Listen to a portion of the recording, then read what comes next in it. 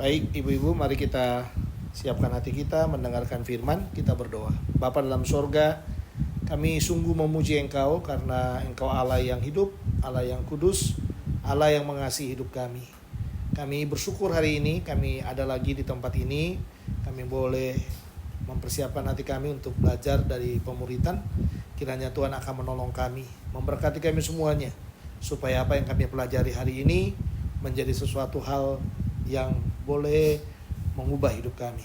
Beri kami penerangan batinia yang daripada Tuhan, supaya ketika roh-Mu menerangi roh kami, maka kami akan diberi pemahaman-pemahaman yang baru daripada firman-Mu, dan kami akan melangkah dengan kekuatan yang baru yang daripada Tuhan juga. Mohon ampun atas dosa salah kami, dalam nama Yesus kami sudah berdoa. Amin. Baik, shalom. Mari kita hari ini melanjutkan pelajaran kita.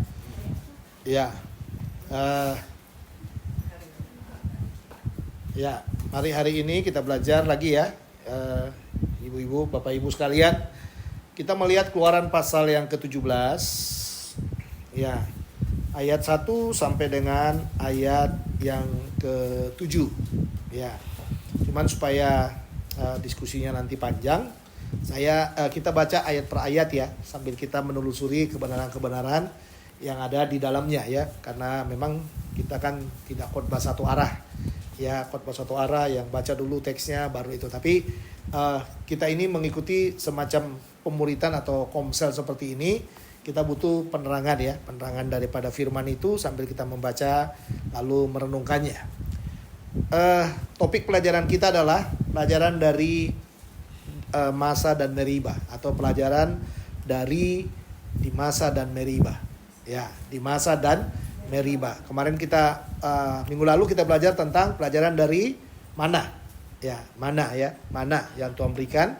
Nah, hari ini kita belajar pelajaran dari di Masa dan di Meribah. Ayat 1 saya baca ya, ibu-ibu. Kemudian berangkatlah segenap jemaah Israel dari padang gurun Sin. Garis bawahi di situ ya, padang gurun Sin. Berjalan dari tempat persinggahan ke tempat persinggahan. Sekali lagi ya, ini pelan-pelan kita lihat. Berjalan dari tempat persinggahan ke tempat persinggahan sesuai dengan titah Tuhan. Ini harus dipegang ini. Sesuai dengan titah Tuhan.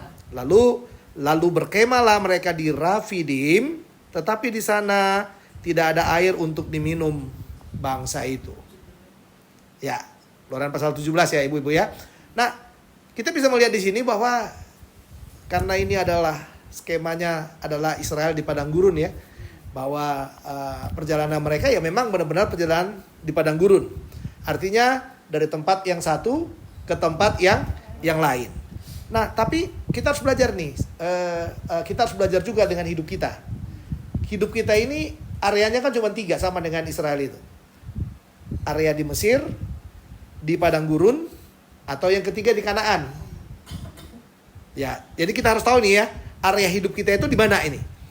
Kalau kita hidup dengan gemilang tanpa Tuhan, ya kan? Gemilang tanpa Tuhan, nikmat tanpa Tuhan, happy tanpa Tuhan, itu hidup Mesir itu namanya.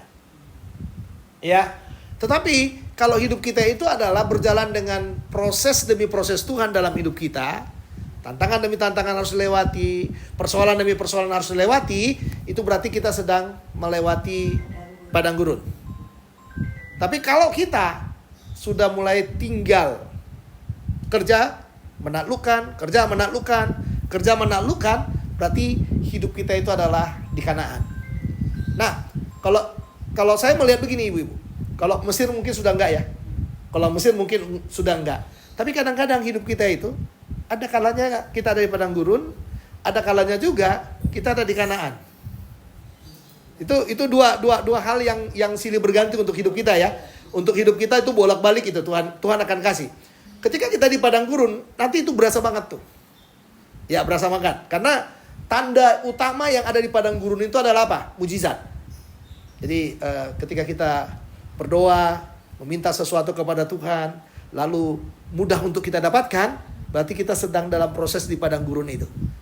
Tapi kalau perlu harus bekerja, harus menaklukkan, harus mencari dan lain sebagainya, berarti itu kehidupan kita sudah di tanah Kanaan itu. Ya, di tanah Kanaan. Nah, kalau kita melihat di dalam bagian ini, rupanya Israel itu dikatakan mereka ada di padang gurun Sin. Lalu yang berikutnya dikatakan berjalan dari tempat persinggahan ke tempat persinggahan. Ini perjalanan hidup kita yang sesungguhnya. Bahwa di dunia ini kita berjalan dari satu titik ke titik yang lain. Dari satu tempat ke tempat yang lain. Dari satu pengalaman ke pengalaman yang lain. Makanya kan pengalamannya berbeda-beda toh. Ada yang seperti kesaksian tadi, ada yang diizinkan sakit, masuk rumah sakit. Ada yang diizinkan nggak sakit, tapi ngurusin orang sakit. Ya, tadi 2 kesaksian yang kita dengar ya, bahwa sama-sama ngurusin orang sakit. Nah, tapi itu adalah perjalanan dari satu peristiwa ke peristiwa yang lain.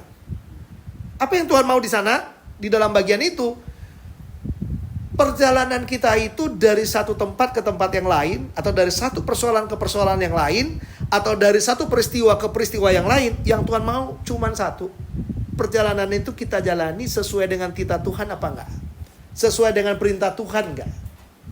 Ya, dalam arti begini, saya ada di titik ini dalam kehendak Tuhan atau karena keinginan pribadi saya, kecerobohan saya, atau kehendak saya pribadi. Ya kan? Kita harus paham itu ya. Saya pakai contoh, ketika sakit itu karena kita mau atau memang karena Tuhan izinkan sakit. Saya pakai contoh, ada satu hamba Tuhan yang cukup luar biasa, pelayanannya kemana-mana ya. Tiba-tiba Tuhan izinkan sakit. Nah, masuk ICU. Tapi di ICU itu Tuhan membangunkan dia. Ternyata di ICU itu dia bergerak menginjili orang. Dia mulai agak leluasa sedikit. Dia bilang, Tuhan beri saya waktu untuk itu. Karena udah dia lihat ini orang mau mati itu ya. Bagaimana orang itu bisa mengenal Injil lewat mulut saya. Jadi ada kalanya seperti itu. Ada orang kalanya masuk rumah sakit karena memang Tuhan suruh untuk nginjil untuk orang sakit. Amin. Ya, tapi kadang-kadang kita gak sadar ya ibu-ibu ya. Karena begitu kita di rumah sakit kan udah tinggal gini. Tolong gitu, udah kayak gitu. Ya kan, sudah kayak gitu. Kalau udah seperti itu, ya kita belajar mungkin karena memang drop banget kita ya, tubuh kita drop banget, kita sudah tidak bisa berbuat apa-apa. Tapi ada kalanya Tuhan izinkan loh kita masuk rumah sakit supaya ada satu cerita kesaksian yang bisa kita sampaikan kepada orang-orang yang ada di sana. Ya kan? Saya baru-baru ini ya, berapa bulan lalu kayaknya, saya kunjungan ke rumah sakit, ya, orang sudah meninggal. Tapi saya di situ baru tahu, di rumah sakit Cipto Mangunkusumo itu, ya, di ICU itu begitu ngerinya kalau orang-orang kena apa? Kena cancer.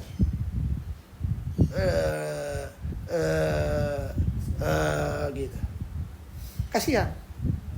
Sehingga muncul dalam benak saya, oh iya ya, orang-orang yang seperti inilah yang sebenarnya membutuhkan apa?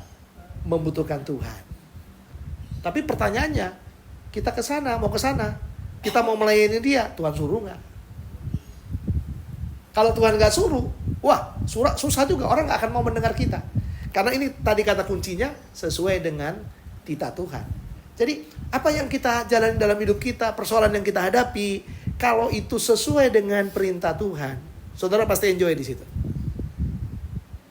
Tapi kalau nggak perintahnya Tuhan, kita pasti akan mengeluh. Ya, lihat di sini. Ditutup dengan kata apa? Sesuai dengan titah Tuhan, lalu berkemahlah mereka di Rafidim. Artinya apa?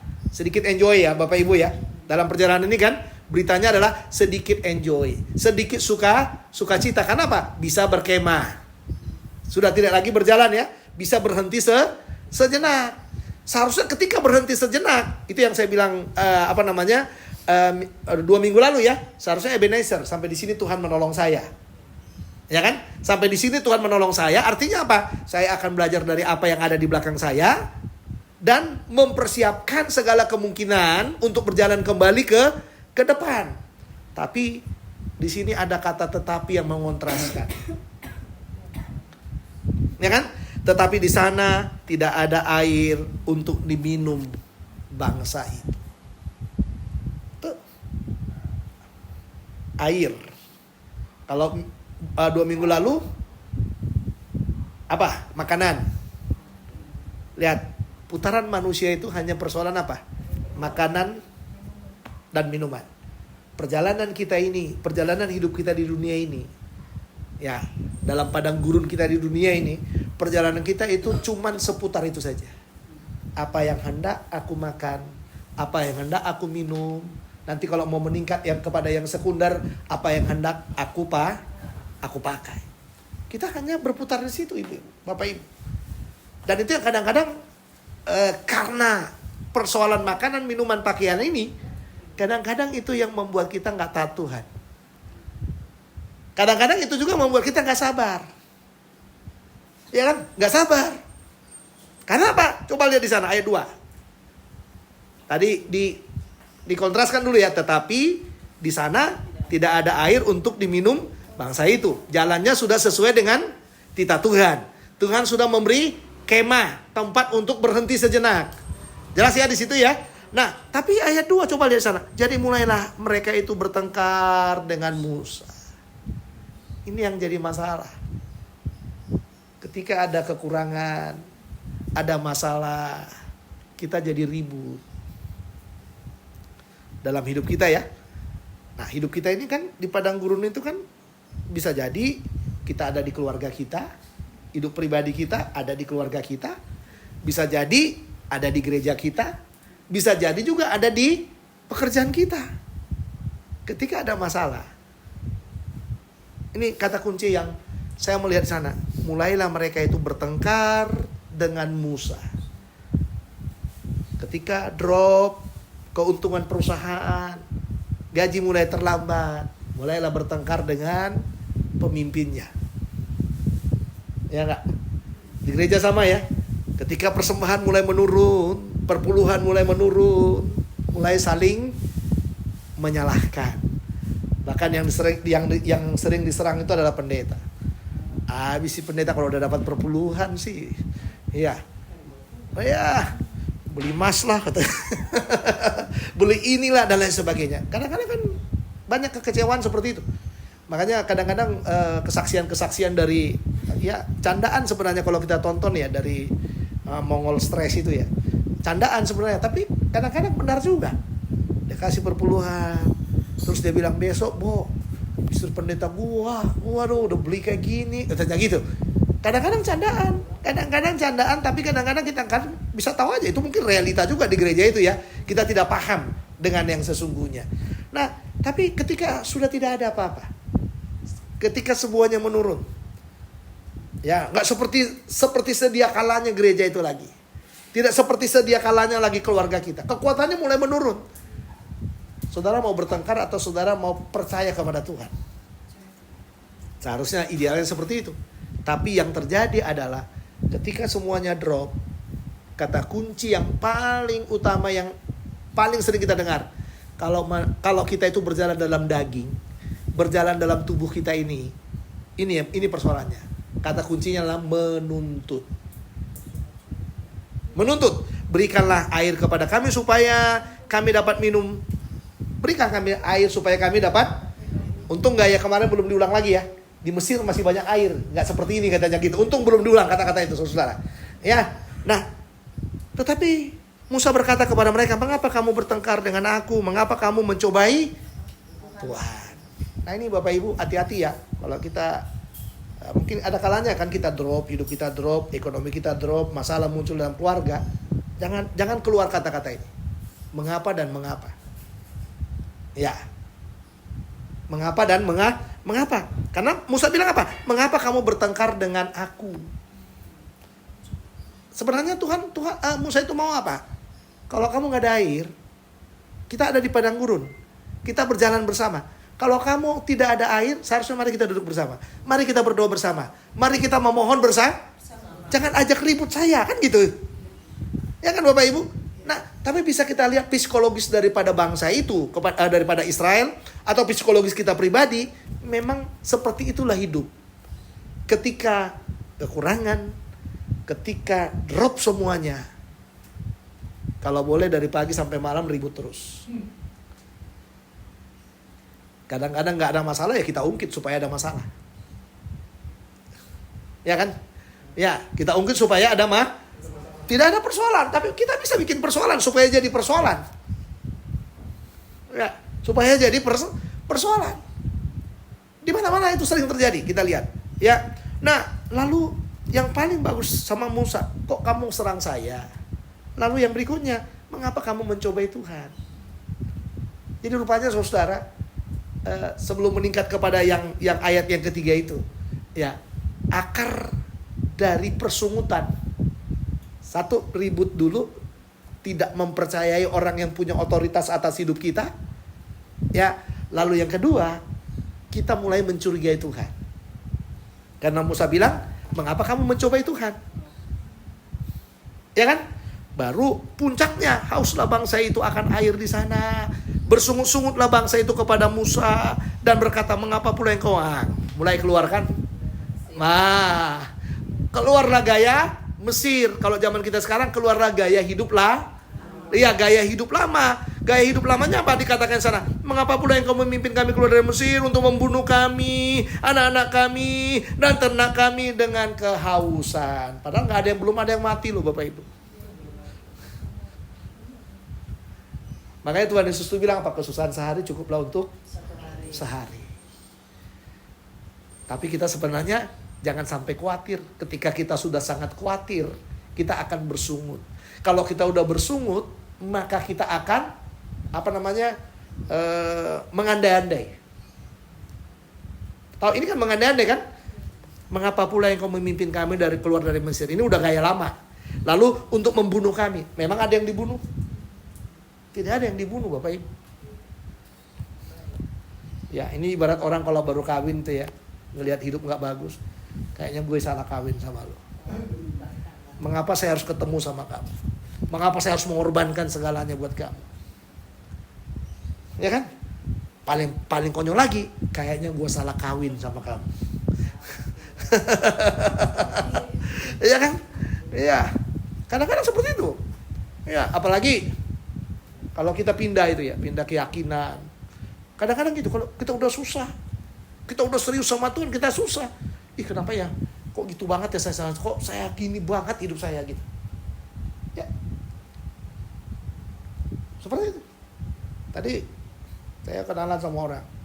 Makanya apa? Siregar, saya bilang gitu. Saya nggak tahu dia Karo, tapi dia Muslim kayaknya. Ya, saya Siregar, saya bilang. Oh, Muslim dong katanya. Enggak, saya Kristen. Saya candain aja. Bude ini yang punya warung bilang sama saya nggak cocok jadi Muslim, makanya saya jadi Kristen. Saya bilang gitu, saudara. Oh, rame tuh warung saya gituin. Apaan sih? Pak pendetanya apaan sih? Iya, coba. Kalau dulu dibilang boleh gitu kan asik, saya bilang gitu. Padahal batin saya supaya saya bisa ngobrol terus sama dia. Ya kan? Karena dengan ngobrol sama dia kan banyak peluang untuk bisa mengorek dia, berbicara dengan dia. Dan dari dia saya tahu ya banyak persoalan-persoalan yang muncul di blog itu. Nah, yang mau saya katakan kepada saudara adalah mari kita belajar bahwa kalau ada masalah janganlah terlalu menaikkan itu. Istilahnya orang Batak dinaikkan berapa oktav katanya. Kalau orang nyanyi naik 1 oktav, 2 oktav gitu. Ini nggak ada minum itu boleh lah sekali-sekali. Nggak ada makanan itu boleh lah sekali-sekali. Nggak pegang duit itu boleh lah sekali-sekali. Ya kan?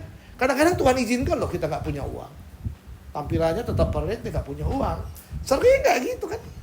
Tampilannya sukacita terus, tapi kadang-kadang nggak ada uang di kantongnya kan? Ada orang seperti itu, ada. Ya, kita kan nggak tahu itu. Tetapi ketika kita berjalan dengan percaya kita kepada Tuhan, sebenarnya sekecil apapun masalah itu, sebesar apapun, kita tahu bahwa hari ini memang itu diizinkan Tuhan buat saya. Ya, jadi jangan di blow up. Ini kan di blow up nih semuanya. Ya, di blow up sama dia. Oke, lalu yang berikutnya, yang menarik dari Musa sekarang, ini bangsa itu tadi sudah ya. Lalu berseru-serulah Musa kepada Tuhan, katanya, apakah yang akan kulakukan kepada bangsa ini? Sebentar lagi mereka akan melempari aku dengan, udah dilempar? Belum. Itulah Bapak Ibu, ketakutan itu kadang-kadang membuat kita melebih-lebihkan. Udah dilempar? Belum. Psikologisnya dia tahu. Ya kan? Tapi ketika dia berbicara kepada Tuhan kan belum terjadi. Lah kok kita ngomong sama Tuhan gini, sebentar lagi mereka akan melempari aku dengan batu. Emang bener lempari batu? Emang Tuhan gak jaga dia? Kan gitu Bapak Ibu ya. Ini dia ya, istilah sekarang ya agak lebay. Nah, tapi ayat 5, berfirmanlah Tuhan kepada Musa, berjalanlah. Ini Tuhan meyakinkan dia, berjalanlah di depan bangsa itu. Dan bawalah bersama engkau beberapa orang dari para tua-tua Israel. Bawalah juga di tanganmu tongkatmu yang kau pakai memukul sungai Nil dan pergilah. Nah, apa Tuhan tidak care? Care, gak usah sampai ngomong dilempari pakai batu pun Tuhan pasti nolong kok. Tuhan tolong saya, kita bilang. Tanpa harus kita melebih-lebihkan sesuatu, Tuhan tuh tolong kita nggak? Tolong kita pasti. Nggak usah sampai kayak gitu. Kadang-kadang kita kepepet, Tuhan tolong saya. Ditolong nggak? Tolong. Cepat itu Tuhan nyambar kita kan?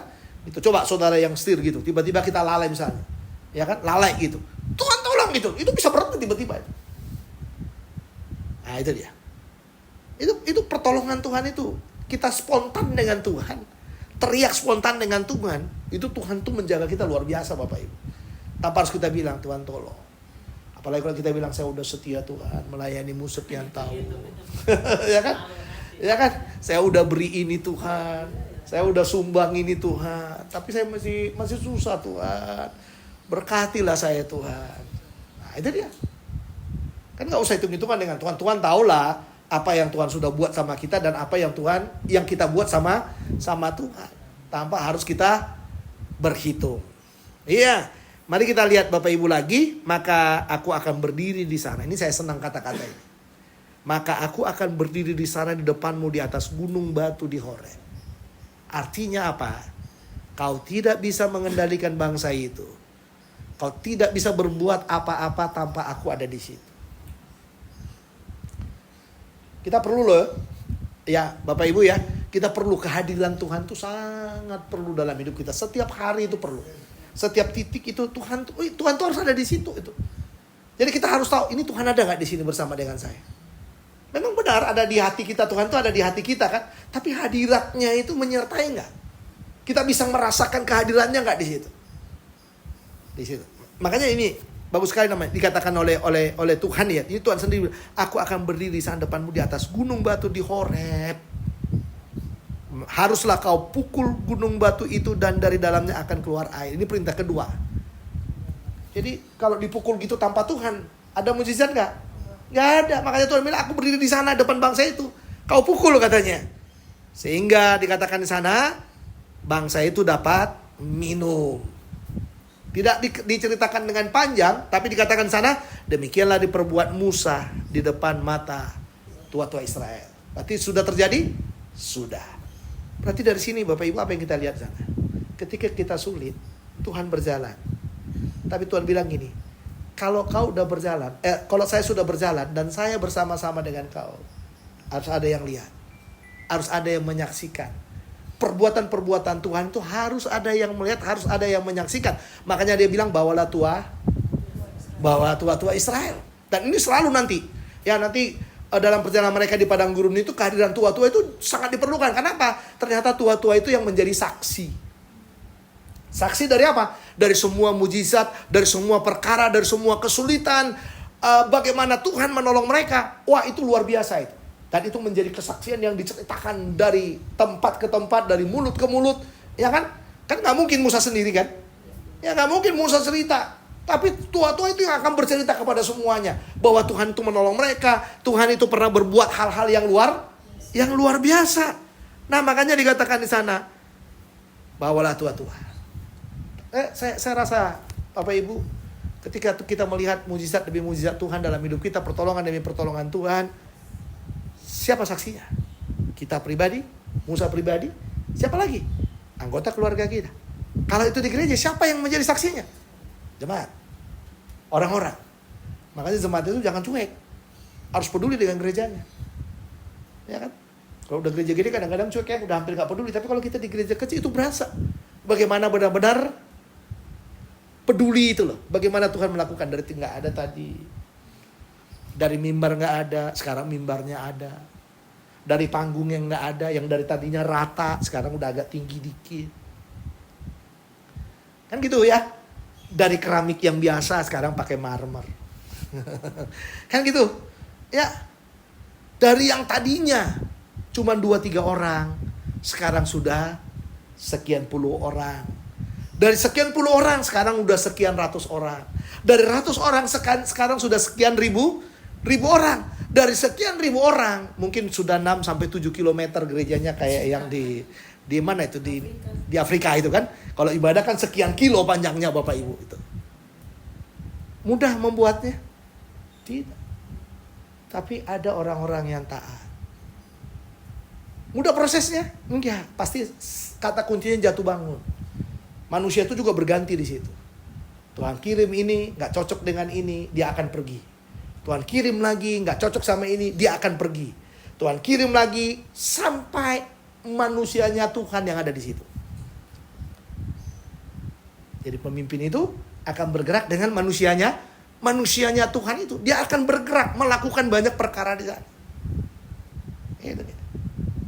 Jadi kalau sekarang Bapak Ibu masih menjadi bagian dari prosesnya Tuhan dalam keluarga, dalam gereja, dimanapun kita berada, bahkan dalam pemuritan kita di sini, kita harus bisa melihat bahwa, menyaksikan bahwa, oh Tuhan tuh bikin kayak gini, Tuhan tuh buat kayak gini.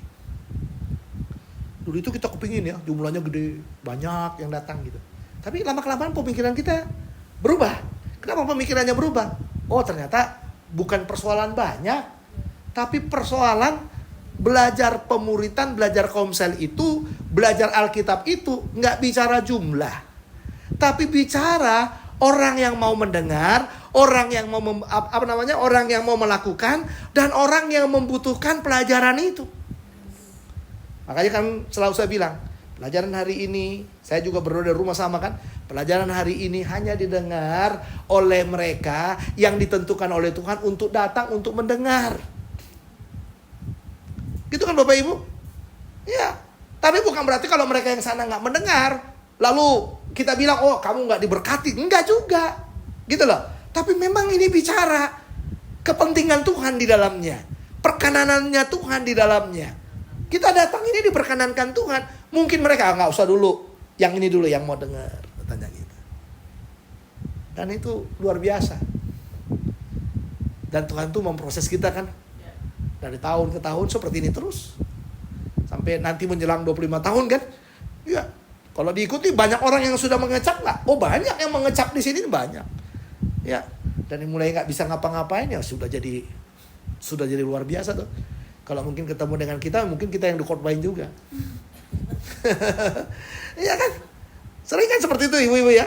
Ya sering kita seperti itu. Dari yang tadinya mungkin kita nggak bisa dia ngomong, nggak bisa berdoa. Oh, sekarang dia bisa berdoa, bisa luar biasa, bisa melayani dan lain sebagainya. Tapi apakah dia masih bersama-sama dengan kita? Oh enggak. Tapi kita bersenang bahwa dia akan dipakai Tuhan juga menjadi saksinya Tuhan di tempat-tempat di mana dia ditaruh oleh Tuhan. Jadi nggak ada yang harus dikecewain dalam hidup. Ya, makanya saya jadi hamba Tuhan tuh saya selalu belajar Bapak Ibu. Mau di gereja, mau di persekutuan, mau dia undang kemana, saya itu selalu masa bodoh dengan apa? Berapa jumlah yang akan datang. Khotbah di gereja kecil, khotbah di gereja gede, khotbah di gereja yang tanggung, saya nggak peduli dengan jumlah. Yang saya pedulikan adalah firman yang saya sampaikan hari ini adalah untuk orang-orang yang diutus Tuhan datang untuk mendengarnya. Supaya enjoy kan, nggak ada penyesalan lah, aduh udah capek kayak gini. Karena kadang-kadang jumlah itu menyakitkan kepala loh Bapak Ibu. Ya kan? Kalau udah banyak orang kita teriak-teriak dengan luar biasa. Kalau nggak banyak orang kita kayak loyo. Gitu kan? Makanya saya selalu protes loh. Orang-orang bilang, seberapapun kami yang hadir Tuhan, yang kecil ini, berkatilah kami katanya. Jangan pakai doa kayak gitu Bapak Ibu.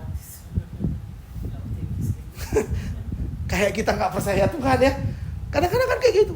Di gereja saya suka bilang kayak gitu. Berkatilah Tuhan gereja kami yang kecil ini katanya. Saya bilang, kapan gerejamu jadi besar? Karena kamu kalau berdoa itu selalu bilang gerejamu kecil. Lah kan Tuhan bilang kan berkatilah gereja kan udah saya berkati kan. Kan kau doanya berkatilah gereja saya yang kecil ini. Kan saya udah berkati. Gimana caranya? Ya udah makin kecil aja. Ya, kita harus mengubah Bapak Ibu.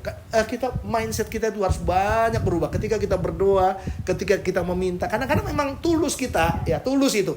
Keadaannya memang realistisnya seperti itu. Tapi bukan berarti ketika kita meminta kepada Tuhan, hal yang sama kita bilang sama Tuhan. Berkatilah gereja saya yang kecil. Kok kecil kau bilang? Ya, sama dengan Musa tadi kan. Ntar lagi aku akan dilempar pakai apa katanya? Batu. Akan dilempar pakai batu kan gitu. Lah, kalau sudah terjadi Bapak Ibu, kalau kita udah seperti itu, akan terjadi seperti itu enggak? Akan terjadi seperti itu. Jadi, mari kita melihat. Ini kadang-kadang memang harus kita rubah. Ya, kadang-kadang kan ada orang bilang, oh saya nggak percaya dengan kata nggak kebetulan katanya. Kan kita kan suka ya di Narwastu, kan memang nggak kebetulan toh? Ya nggak ada yang nggak kebetulan kan? Ya, kadang-kadang ada orang nggak suka dengan kata-kata itu. Ya, seolah-olah kayak kita ini apa namanya kayak nggak beriman katanya. Justru beriman. Ya, semua karena anugerahnya kan? Semua karena anugerahnya. Semua karena kasih karunia-Nya. Kita dipilih itu kasih karunia-Nya. Kita jadi orang percaya karena kasih karunia-Nya. Kita diizinkan. Garis bawahi kata-kata saya. Menghadapi persoalan demi persoalan, kasih karunia-Nya di situ. Karena kan nggak semua orang kan. Emang semua orang kena asam lambung? Enggak kan? Cara orang mengatasi asam lambung sama? Nggak sama. Ya, nggak sama. Tuh, ada orang lewati pisau operasi, tapi dia tenang aja, santai. Ya Bu Edith ya, gitu kan, santai. Tapi ada orang hadapi pisau operasi, dibilang mau operasi ke saya ketakutan. Dulu kan mau pasang kateter aja, saya ketakutan loh. Jujur aja itu. Karena mindsetnya orang itu berbeda-beda. Tapi bukan berarti ketika orang menghadapi yang ini, lalu orang ini jadi nggak benar, yang seperti ini juga nggak benar. Nggak bisa seperti itu.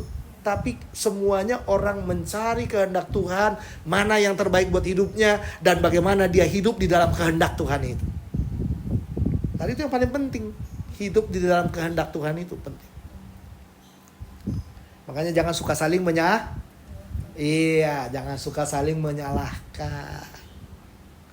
Gara-gara kamu loh gak datang lagi dia gereja. Kok bisa? Ya abis kamu ledekin, katanya gitu. Bukan diledekin. Kebetulan ledekan itu membuat dia pergi. Loh saya positif aja loh Bapak Ibu. Saya bukan tipe pendeta yang kamu harus kita sidang dia kayak gitu. Enggak. Ya kenapa kamu gak tahan? Ini kan persekutuan kita kan. Kok kamu gak tahan mendengarkan perkataan-perkataan yang mungkin keras, lembut, makanan rohani atau sesuatu yang sedang mengingatkan kamu. Kok kamu gak tahan mendengarnya? Karena gereja itu adalah rumah kita kan.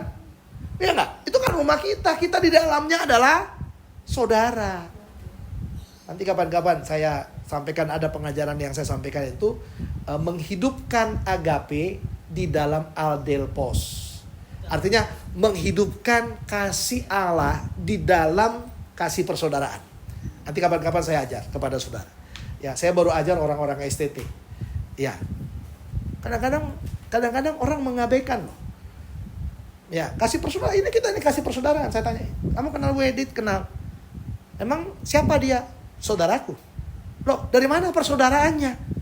Saya diikat oleh darah Yesus. Gitu. Loh Marga, kita punya saudara gak Bu? Enggak. Oh, Ibu ini Ambon, saya Batak kok. Mau dirunut ke apa itu? Ke Besan? Gak ada hubungan juga. Jauh juga. Ya kan? Satu-satunya yang membuat kita jadi saudara itu apa? DNA-nya Yesus itu yang membuat kita jadi saudara itu. Ya kan? Makanya kesakitannya dia, saya harus peduli dengan kesakitannya. Kelebihannya dia, ya saya harus bersuka cita. Makanya ada dibilang di sini, satu orang dihormati, semua kita akan dihormati. Satu orang disakiti, semua tersakiti. Kalau nggak salah waktu Paulus bicara tentang karunia di dalam kitab 1 Korintus. Ya.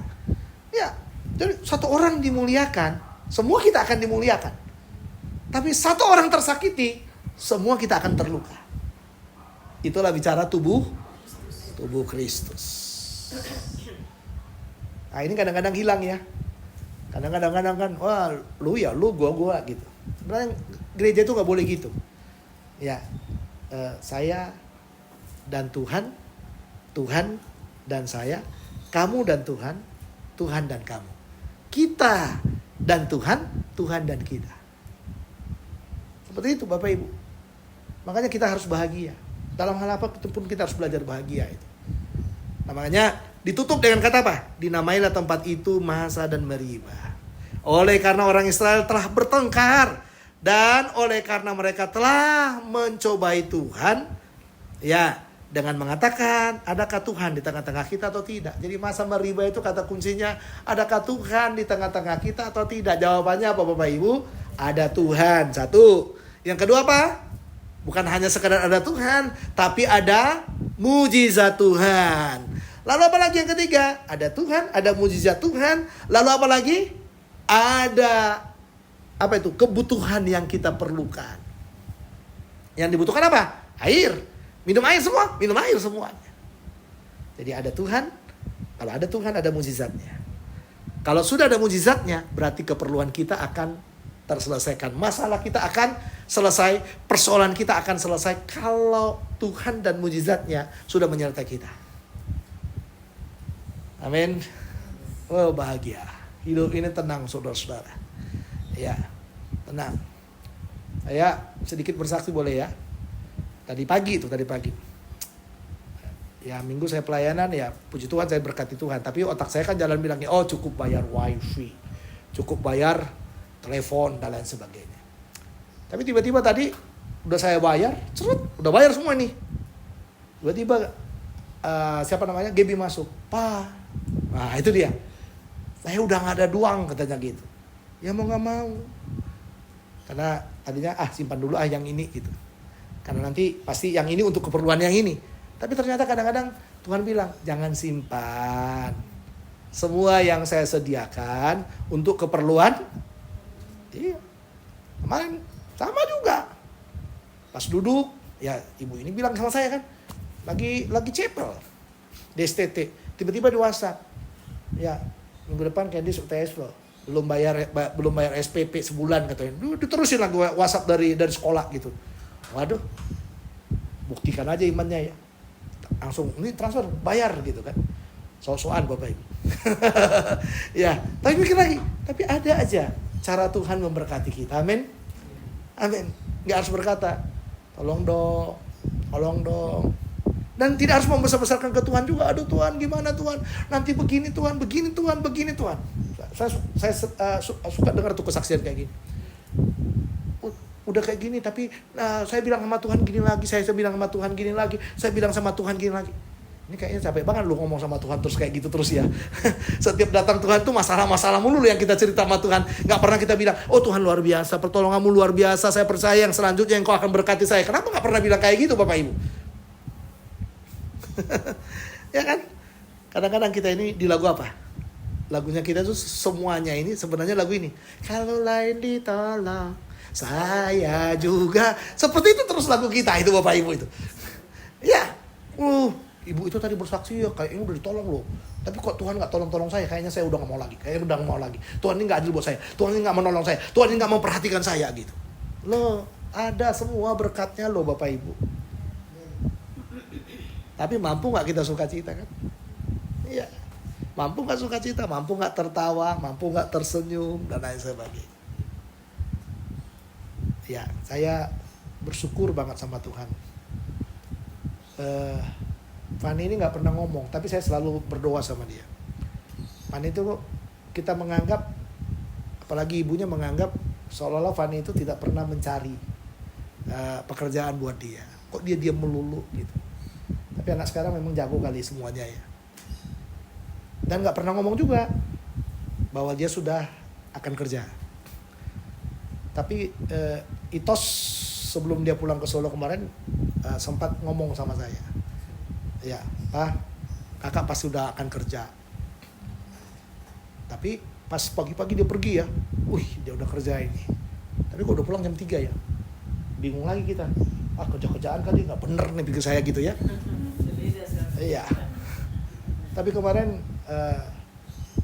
di Reda, karena dia baru ulang tahun kan, kita suruh bersaksi, dia nggak mau bersaksi. Nggak katanya gitu. Tapi pas saya bilang ada yang mau didoakan, dia akhirnya ngomong, tolong doakan saya. Doakan apa Van? Saya bilang, saya takut, doakan saya mau kawin gitu kan, repot juga bapak ibu, bapaknya nggak punya duit kan. Iya. Tapi dia bilang gini, Pak. Tapi dia bilang sama saya, Pak, doakan saya. Ya mungkin dia nggak anak dengan tidak anak dengan bapak, tapi anak dengan pendeta ya. Ya, karena semua kan Reda ya, remaja pemuda yang setelah ketemu ketemu habis kita ketemu itu loh Bu. Itu kan habis kebaktian remaja pemuda. Doakan saya katanya. Jadi ternyata dia dapat yang sesuai kerjaannya di daerah punyanya orang yang punya apa tadi? Yang gereja GBI WTC itu membuat perkebunan apa gitu loh. Nah, lalu dia kerja di sana di Cimauk ya. Cisauk ya. Ya, daerah Cisauk sana. Ya memang orang pertanian ya, orang pangan ya, kerjanya ya di hutan ya. Ya pasti seperti itu, dapatnya kan seperti itu pasti ya. Kerjanya kan nggak mungkin di kota, nggak mungkin di itu. Tangerang nggak terlalu jauh. Ya. Aku baru dari Cisauk. Oke. Tanggal 1 dia udah masuk. Ya, sudah masuk kerja tanggal 1 Maret. Ya, tapi ya puji Tuhan gitu ya, karena kadang-kadang ya saya jadi sama ibunya yang berantem. Tuh anak kenapa sih nggak kerja? Gitu kan kadang-kadang gitu. Iya. Tapi ya Tuhan menolong. Ketika kita menyerahkan persoalan itu kepada Tuhan, Tuhan itu selalu menolong. Jadi kita harus percaya seperti itu Bapak Ibu. Kita kadang-kadang Tuhan itu memberi kita nggak terlalu cepat, nggak terlalu lambat juga, tapi tepat pada waktunya. Ya kan? Anak-anak kita sama juga. Jangan kita menganggap, lama banget dia nggak kawin-kawin ini gimana nasibnya nanti. Gak usah kayak gitu. Nggak terlalu cepat, nggak terlalu lambat, tapi tepat pada waktunya sesuai dengan rencana Tuhan untuk dia. Untuk dia loh, bukan untuk kita loh. Untuk dia loh. Karena kita kan nggak ikut-ikutan lagi untuk itu. Ya, untuk dia. Jadi semua orang itu didesain Tuhan. Ada rencana Tuhan untuk orang itu dan tepat pada waktunya orang itu akan dapat. Pasti ya. Itu harus kita pegang itu. Orang itu akan dapat dan tidak pernah Tuhan tutup mata sama kita. Itu hal yang perlu kita ingat dalam hidup kita. Jadi artinya gini Bapak Ibu. Jangan ngotot dalam daging kita memaksakan kehendak kita. Tapi ngototlah di dalam roh untuk terus menyerahkan persoalan kita kepada Tuhan supaya Tuhan menjawab doa-doa kita. Puji Tuhan ya. Dan mari kita membuat aplikasinya buat kita. Tapi aplikasi penting di dalam pelajaran ini untuk kita adalah kita belajar tidak ada masalah yang tidak bisa Tuhan selesaikan. Karena perjalanan kita adalah perjalanan yang dipimpin oleh Tuhan. Ada masalah dalam perjalanan itu, tapi dalam perjalanan rohani kita ada Tuhan yang bisa menyelesaikan masalah itu. Oke, Tuhan Yesus memberkati kita. Saya percaya Tuhan akan menolong kita semuanya. Mari kita berdoa bersama-sama. Bapa dalam sorga, terima kasih buat firman-Mu. Meteraikan dalam hati kami supaya firman-Mu boleh menjadi penguat, penolong untuk kami terus berkembang bersama dengan Tuhan, maju bersama dengan Tuhan, dan diberkati bersama dengan Tuhan juga. Terima kasih, kuduskan kami semua yang hadir hari ini, supaya firman ini boleh menjadi suluh yang menguatkan, membangkitkan roh kami. Dalam nama Tuhan Yesus kami sudah berdoa. Amin.